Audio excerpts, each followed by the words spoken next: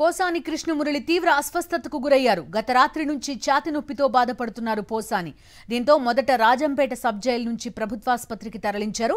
రాజంపేట ప్రభుత్వాసుపత్రిలో ప్రాథమిక పరీక్షల అనంతరం మెరుగైన చికిత్స కోసం కడప రిమ్స్ కు తరలించారు. పోసాని ఆరోగ్యంపై ఆయన కుటుంబ సభ్యులు ఆందోళన వ్యక్తం చేస్తున్నారు. పోసాని ఆరోగ్యం ఏ విధంగా ఉంది? పూర్తి డీటెయిల్స్ అడిగి తెలుసుకుందాం. మా కరెస్పాండెంట్ శ్రీనివాస్ కడప రిమ్స్ నుంచి జాయిన్ అవుతున్నారు. చెప్పండి శ్రీనివాస్, ఎలా ఉన్నారు? పోసాని కృష్ణమురళి ఛాతీ నొప్పితో బాధపడుతున్నట్టుగా చెప్తున్నారు. రాత్రి నుంచి కూడా ప్రాథమిక చికిత్స తర్వాత రాజంపేటలో వైద్యులు ఏం చెప్పారు? కడప రిమ్స్ వరకు తీసుకొచ్చారు, ఇక్కడికి రిఫర్ చేశారు. ఏం జరిగింది?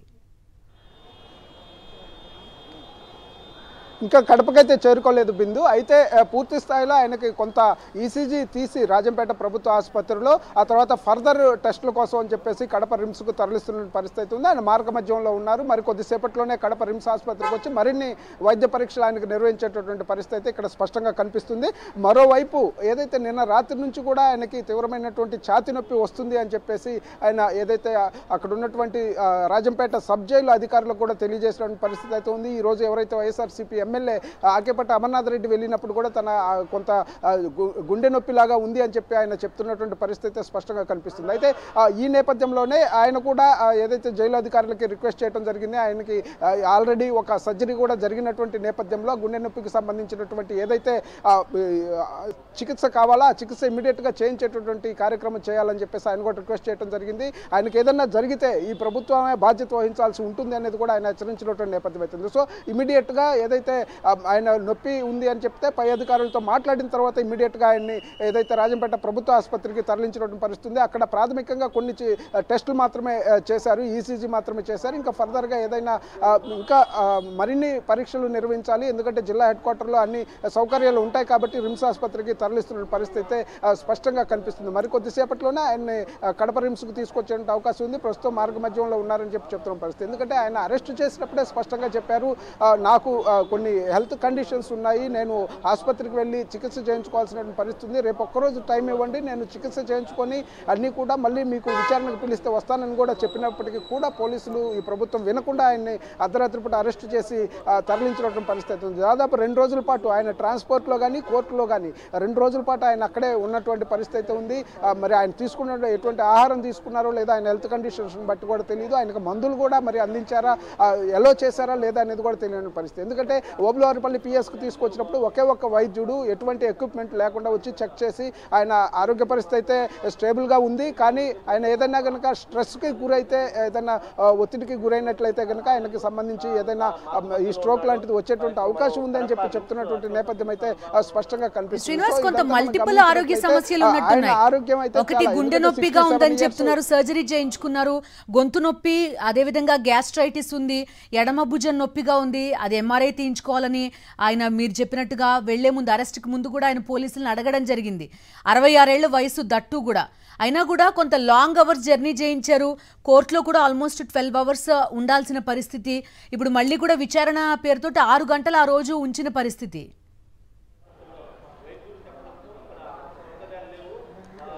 అవును బిందు, అదే ఆయనకి ఇంకా అప్పటికే 67 సంవత్సరాల వయసు ఉన్నటువంటి వ్యక్తి. మామూలుగానైతే సీనియర్ సిటిజన్స్కి సంబంధించి కొంత పోలీసులో కూడా కొంత ప్రోటోకాల్ ఉంటుంది. ఆయన అరెస్ట్ సందర్భంగా తీసుకోవాల్సినటువంటి కొన్ని జాగ్రత్తలు ఉంటాయి. ఆయనకు అందించాల్సినటువంటి వైద్య సేవలు కూడా అందించాల్సినటువంటి పరిస్థితి అయితే ఉంటుంది. వాస్తవంగా అయితే ఏదైనా పెద్ద హాస్పిటల్లో ఆయనకు చికిత్స చేయించిన అనంతరం కోర్టులో ప్రవేశపెట్టాలి. కానీ ఈ ప్రభుత్వం స్పష్టంగా మనం చూసినట్లయితే ఒకే ఒక వైద్యుడు అక్కడ పిహెచ్సిలో ఉన్నటువంటి ఓబులవారిపల్లి ఒక మారుమూల మండలంలో ఉన్నటువంటి ఒక వైద్యుడిని తీసుకొచ్చి ఆయనకు అంతా స్టేబుల్గానే ఉంది, ఏదన్నా జరిగితే కనుక ఆయనకి స్ట్రోక్ వచ్చేటువంటి అవకాశం ఉందని ఆయన కూడా చెప్పినటువంటి నేపథ్యం కూడా ఉంది. అయినప్పటికీ కూడా ముందస్తు జాగ్రత్తలు తీసుకున్నారా లేదా అనేది ఇక్కడ ప్రశ్నార్థకంగా కనిపిస్తుంది. ఎందుకంటే నిన్న రాత్రి నుంచి కూడా ఆయన ఛాతీ నొప్పితో ఇబ్బంది పడుతున్నారు అనేటటువంటిది అధికారులకు చెప్తున్నప్పటికీ కూడా ఈ రోజు మధ్యాహ్నం 12 గంటల తర్వాత ఆయన ఆసుపత్రికి తరలించడం పరిస్థితి. అంటే మరి ఎందుకు ఇంత లేట్ చేశారనేది కూడా చూడాల్సినటువంటి అవసరం ఉంది. ఎందుకంటే ఆయన గుండె నొప్పి అంటే చాలా సీరియస్ కండిషను, అదేవిధంగా ఇతర సమస్యలు కూడా ఆయనకు ఉన్నప్పటికీ ఉన్న నేపథ్యంలో విషయంలో చాలా జాగ్రత్తలు తీసుకోవాల్సిన అవసరం ఉంది. అదే కడప సెంట్రల్ జైలుకు ఉంచినట్టయితే ఒక డాక్టర్స్ ప్యానల్ ఉంటుంది. అదేవిధంగా కడప రిమ్స్ ఆసుపత్రి కూడా దగ్గరలోనే ఉంటుంది. సో కొంత వెసులుబాటు ఉండేటువంటి అవకాశం ఉంది. కానీ రాజంపేట సబ్ జైలుకి ఆయన తరలించడం కానీ ఇవన్నీ చూసినట్లయితే ఈ రోజు నిన్న రాత్రి నుంచి కూడా ఆయనకి ఛాతీ నొప్పి వస్తుంది అని చెప్పినప్పటికీ ఆయన ఆరోగ్యం మనం విజువల్స్లో చూసినప్పటికీ కూడా ఆయన డేలా పడిపోయినటువంటి పరిస్థితి కూడా మనం గమనించాము. సో ఇవన్నీ గమనించినట్లయితే పూర్తి స్థాయిలో ఆయనకు వైద్య సదుపాయాలు అందించడంలో వీళ్ళు వైఫల్యం చెందారనేది స్పష్టంగా చెప్పొచ్చు. ఇప్పుడు ఏదైతే ఇంకా ఆయన కండిషన్ కొంత ఇబ్బందికరంగా ఉన్న నేపథ్యంలో పైనుంచి అనుమతులు తీసుకొని వాళ్ళు ఈరోజు కడప రిమ్స్కు తరలిస్తున్న పరిస్థితి. రాజంపేట ఏదైతే ప్రభుత్వ ఆసుపత్రిలో ప్రాథమికంగా ఈసీజీ కానీ ప్రాథమిక పరీక్షలు నిర్వహించిన అనంతరం ఇప్పుడు 2D ఎకో కానీ ఇట్లాంటివి కూడా నిర్వహించేందుకు పూర్తి స్థాయిలో ఏదైతే కడప రిమ్స్ ఆసుపత్రికి తరలిస్తున్నారు. మరి కొద్దిసేపట్లో ఆయన మార్గ మధ్యంలో ఉన్నారని చెప్తున్న పరిస్థితి మరి కొద్దిసేపట్లో ఇక్కడికి వచ్చే అవకాశం ఉంది. బిందు శ్రీనివాస్ రిమాండ్ ఖైదీగా ఉన్నారు. ఆ క్రమంలో ఆయనకి ఏమన్నా మినిమం సౌకర్యాలు ఇలాంటివైనా కల్పిస్తున్నారా ఆయన వయసుని ఆరోగ్యాన్ని దృష్టిలో పెట్టుకుని? అసలు జైల్లో ఏం జరుగుతుంది, మరి అతనికి ఎటువంటి సౌకర్యాలు కల్పించారు అనేటువంటిది కూడా తెలియనటువంటి పరిస్థితి, బయటికి రానివ్వనటువంటి పరిస్థితి స్పష్టంగా ఉంది. ఎందుకంటే మినిమం అంటే అక్కడ ఏదైతే రాజంపేట సబ్ జైల్లో ఎటువంటి వైద్య సదుపాయాలు కూడా పెద్ద స్థాయిలో ఉండకపోవచ్చు. ఏదైనా ఎవరికైనా బాగాలేకపోతే అక్కడ ఉన్న ఆసుపత్రిలోని వైద్యుల్ని తీసుకెళ్లి వైద్యం చేయించే పరిస్థితి ఉండొచ్చు. ఎందుకంటే ఈరోజు నిన్న రాత్రి నుంచి ఏదైతే ఆయన ఛాతీ నొప్పి అని చెప్తున్నప్పుడు నిన్న రాత్రి నుంచి ఆయనకి వైద్యం అందించాల్సిన అవసరం ఉంది. మరి రాత్రి నుంచి కూడా ఎందుకు వైద్యులు సబ్ జైలుకి తీసుకువెళ్ళలేదు అనేది ఇప్పుడు ఒక ప్రశ్నగా మిగిలిపోయినటువంటి పరిస్థితి ఉంది. నిన్న రాత్రి నుంచి ఆయనకు ఇబ్బందికరమైనటువంటి పరిస్థితి ఉంటే ఈ రోజు మధ్యాహ్నం 12 గంటల తర్వాత కడప రిమ్స్ ఆసుపత్రికి రాజంపేట ఏదైతే అక్కడ ఉన్నట్టు సబ్ సెంటర్ ఆసుపత్రికి తీసుకొచ్చినటువంటి పరిస్థితి అయితే స్పష్టంగా ఉంది. అక్కడ కూడా ప్రాథమికమైనటువంటి చర్చ, ఎందుకంటే లేటెస్ట్ ఎక్విప్మెంట్ లేదు, గుండెకు సంబంధించినటువంటి ఏదైతే ప్రత్యేక విభాగాలు కూడా అక్కడ లేనటువంటి పరిస్థితి ఉంది. కాబట్టి తప్పనిసరిగా కడపకి రిమ్స్కి తరలించాల్సినటువంటి నేపథ్యం ఉంది. సో ఆయన కండిషన్ మరి ఏ విధంగా ఉంది అనేది కూడా ఇప్పుడు ఇంతవరకు క్లారిటీ లేదు. సో అందుకనే కడప ఏదైతే రాజంపేట ఆసుపత్రి నుంచి కడప రిమ్స్ ఆసుపత్రికి మరికొద్దిసేపు. కానీ శ్రీనివాస్ అటు వల్లభనేని వంశీయుల విషయంలో కానీ, నందిగం సురేష్ విషయంలో కానీ, లేకపోతే సోషల్ మీడియా యాక్టివిస్టుల విషయంలో కానీ, ఇప్పుడు పోసాని విషయంలో కానీ కొంత ట్రాన్స్పరెన్సీ మెయింటైన్ చేయాలి కదా పోలీసులు అనేది ఒక ప్రశ్న. అది అదే విధంగా ఉంది. ఎప్పటి నుంచైనా కూడా అలాంటి ఈ విధంగా అరాచకంగానే వెళ్తున్న పరిస్థితులు మనం చూస్తున్నాం.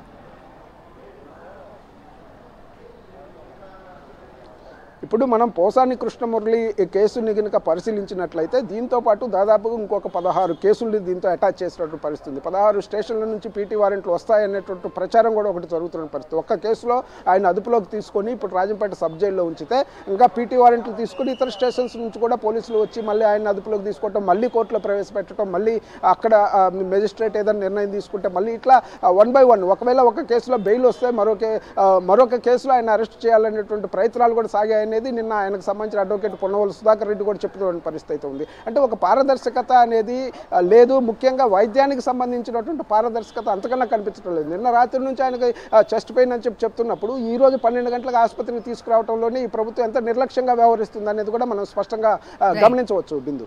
Okay, thank you Srinivas.